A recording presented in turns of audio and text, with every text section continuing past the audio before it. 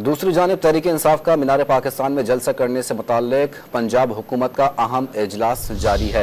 मजीद जानते हैं don news के नुमाइंदे अदनान शेख से। अदनान, बताइएगा इजलास में क्या गौर किया गया? आज बिल्कुल पंजाब हुकूमत की तरफ से एक अहम इजलास जो है वो जारी है और इस इजलास में जराये के मुताबिक तहरीक इंसाफ को जलसे की इजाजत देने के लिए 3 से 4 जगहों में से कोई एक जगह देने पर गौर जारी है।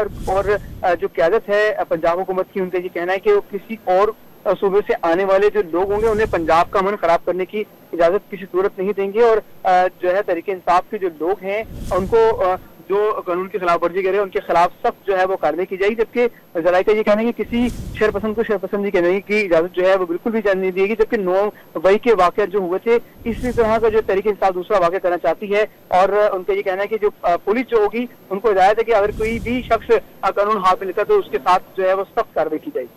जी, बहुत शुक्रिया आपका।